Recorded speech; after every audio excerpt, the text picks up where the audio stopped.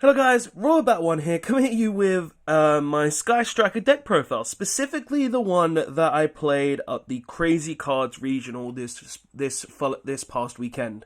Now, guys, that regional, I have to say, was a lot of fun. It was not really... Well, it was fun not because I played this deck. This deck is actually very stale, in my personal opinion. It does the same thing over and over again. It doesn't really have any alternative plays. It just does the same thing continuously, and it works because of it. But I had fun just at the regional in general, talking to people, being around friends, playing some games, and actually, I insulted myself a lot for playing this deck at the regional, and I found that hilarious, how I just kept seeing these cards, thinking how broken they were, and was like, why am I playing this? Then, obviously. My record wasn't great, though. I came like 56th, obviously not the best for a regional.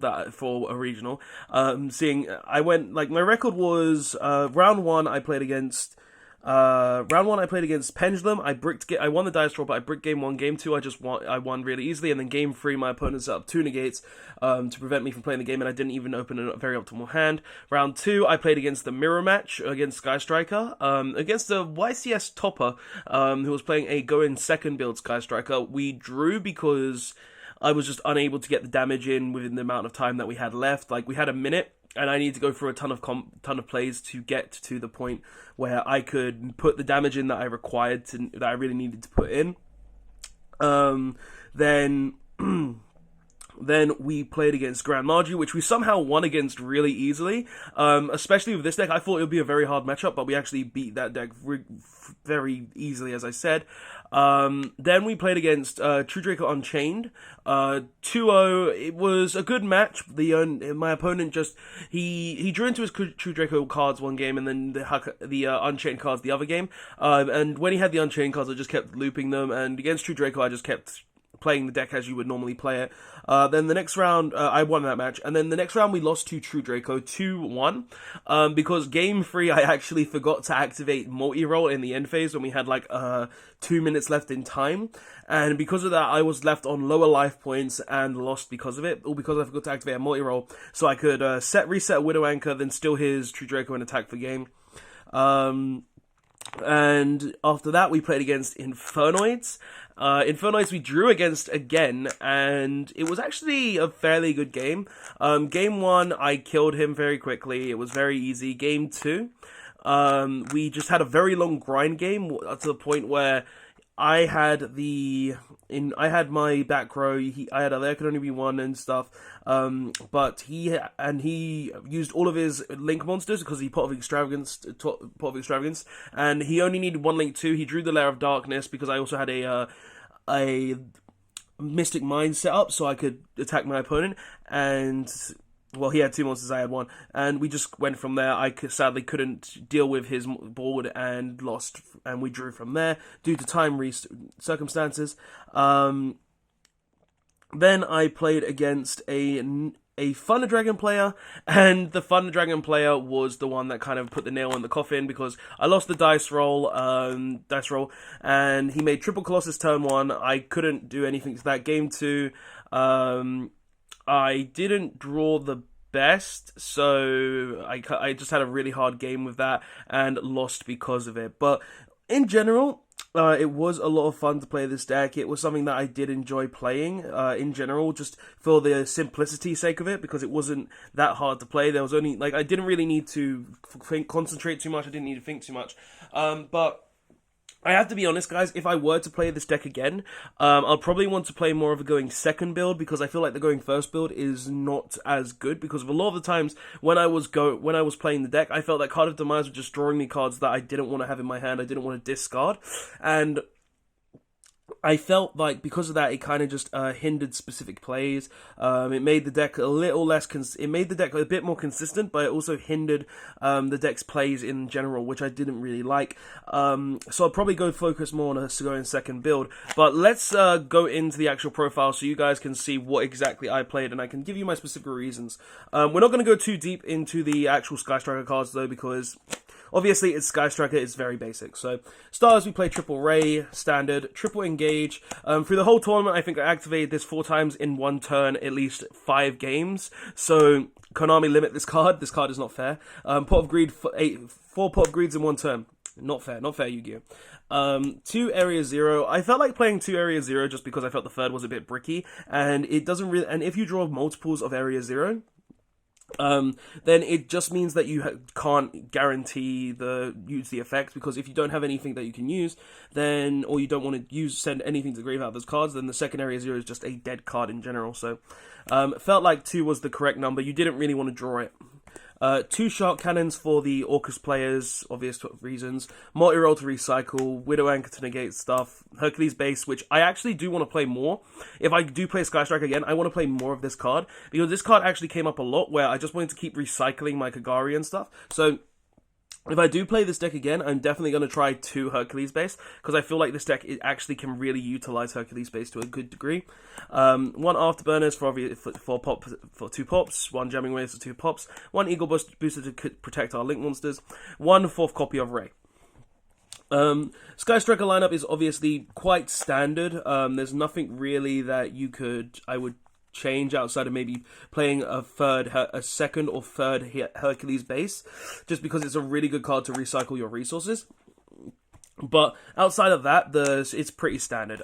For other spell cards, though, we did play Triple Card of Demise. As I said, this card is very strong, but I feel like I would prefer to go towards a going second build later on in the game. So I feel like I might, if I do play this deck again, I'm probably going to cut the Demise, add in some hand traps, and maybe Mystic Mines to go second.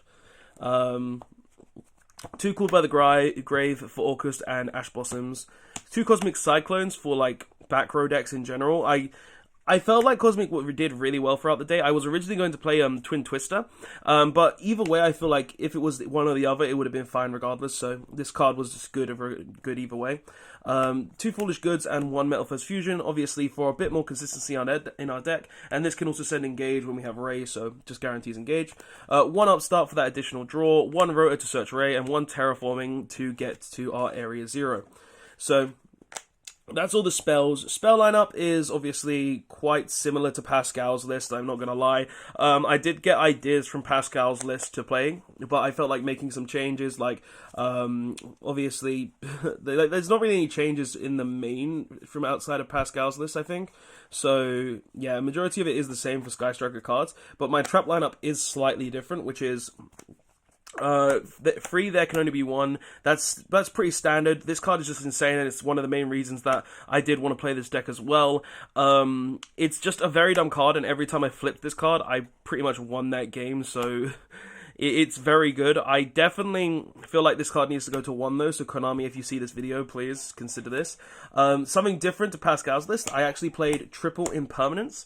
Basically, I feel like this format, you need to be playing Impermanence, this format in general, because Impermanence is just such a strong resource against so many different decks. It is definitely the best hand trap of the format, being that it can't be called by the grave, it can only be really stopped by cards like Surveillance that no one's playing, and if your opponent plays Azathoth, this card literally just says, oh, no, I don't care that you have Azathoth, it's negated. Okay, cool. So definitely, this is a card that I feel like is very good, strong, and you need to be playing this in your decks right now, and that's the main reason why I kind of chose to play it. We also played 2 Compulse, because I feel like Compulse didn't really need to be up 3, and 2 is more than enough in my personal opinion.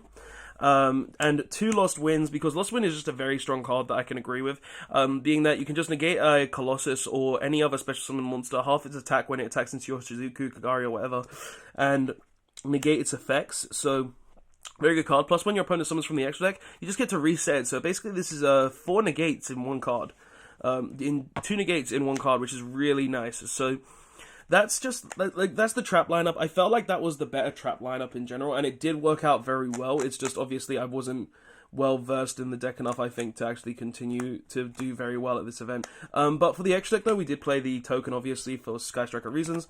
Sky Striker extra deck cards, we play 3 Shizuku standard, 3 Hayate standard, 1 Kaina standard, 1 Kagari standard. That's basically just standard Sky Striker extra deck. You don't really play much. You don't really change much from this. You could play a second Kiner, but it's not really necessary. But for other extra deck cards, we played one barricade board blocker. The reason we played barricade borg blocker was because I felt if we lost the multi-roll, then that was a very big downside to this. So I felt like this card would just be very nice to just be able to discard a card, re-add the multi-roll, and be really nice. I never summoned it throughout the day for that effect, but in general, in theory, I felt like it was really a really good idea. We played one Nightmare Phoenix for just getting rid of like random floodgates, such as Imperial Order. One Ningirsu.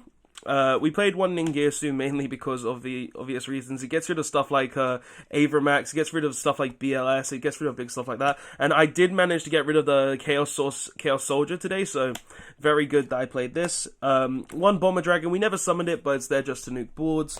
One Broadsword, there for OTKs, but we never summoned it.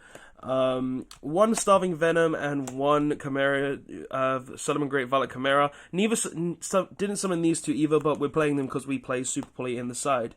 But for extra side deck though, we did play triple Ash Blossom. Whenever we put these in, I felt like the deck was a lot stronger, so definitely going to be working these into the main if I choose to continue playing the deck.